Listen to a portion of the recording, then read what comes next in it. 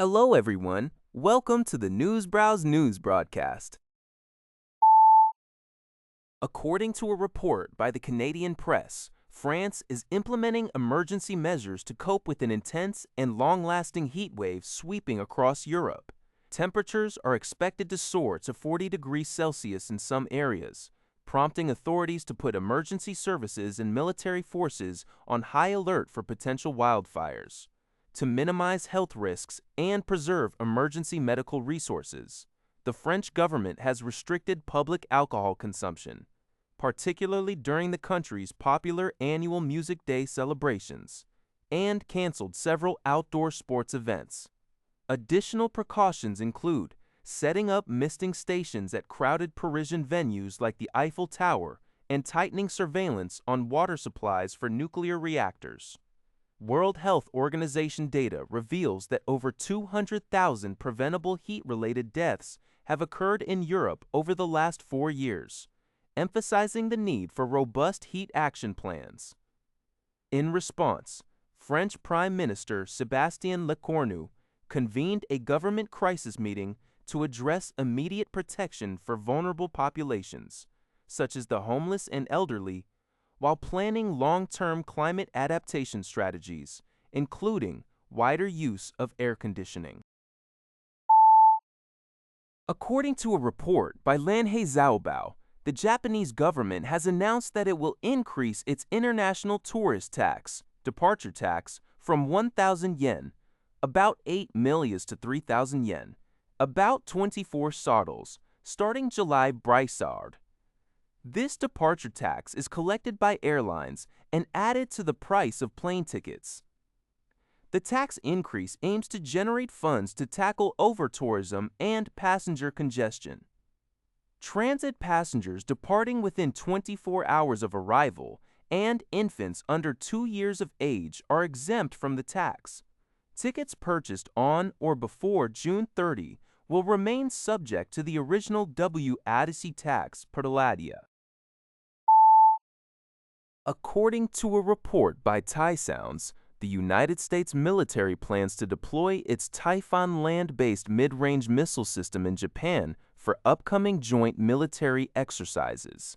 The deployment will take place during the Valiant Shield drills in late June at the Kanoya Air Base in Kagoshima Prefecture, as well as the Orient Shield exercises in September. Notably, the missile launchers will remain within Japan after the drills, with plans to relocate them to a U.S. military base in the country by mid-October. Capable of firing Tomahawk cruise missiles with a range of up to 1,600 kilometers, the system could potentially target sites inside China if launched from Kagoshima. Japanese officials stated that keeping these launchers in Japan ensures rapid deployment capabilities in an emergency, serving as a direct deterrent to Beijing. This move highlights a more active U.S. role in countering China's massive missile stockpile, which grew rapidly while Washington was constrained by the now-defunct Intermediate-Range Nuclear Forces Treaty. According to a report by the Liberty Times, a diplomatic spat between Italian Prime Minister Giorgia Meloni and U.S. President Donald Trump has escalated into a strategic rift.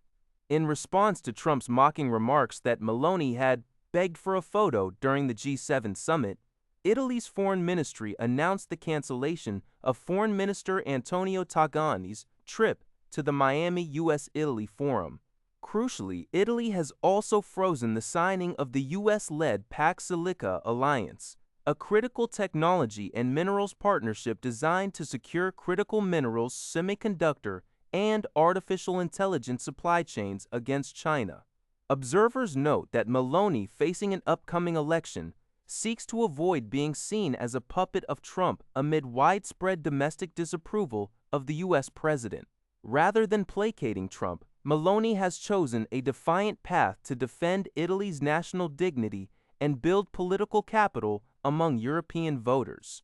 This unexpected diplomatic storm directly impacts Washington's global technological strategy in the AI era. According to a report by Sing Tao, Historical records discovered in the official journal of the Army Medical Corps of the Imperial Japanese Army have exposed horrific human experiments conducted during the Second Sino-Japanese War. The records show that an instructor from the Tokyo Army Medical School reported at a military meeting in March 1940 on repeated heterologous blood transfusion experiments. These experiments involved transfusing animal blood, including horse, sheep, and dog blood, into 23 human subjects. The pretext for these experiments was to find ways to treat severe blood loss on the battlefield when human blood was scarce.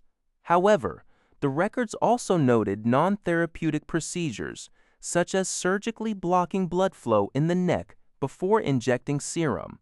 Although the 23 subjects were referred to as patients, the document did not explain why they needed blood transfusions, nor did it disclose their identities or whether they survived. Despite efforts by the Japanese military to destroy evidence of human experimentation at the end of World War II, these records remain preserved in the Medical Corps' archives. That's all for this video. Thank you for watching. See you in the next video.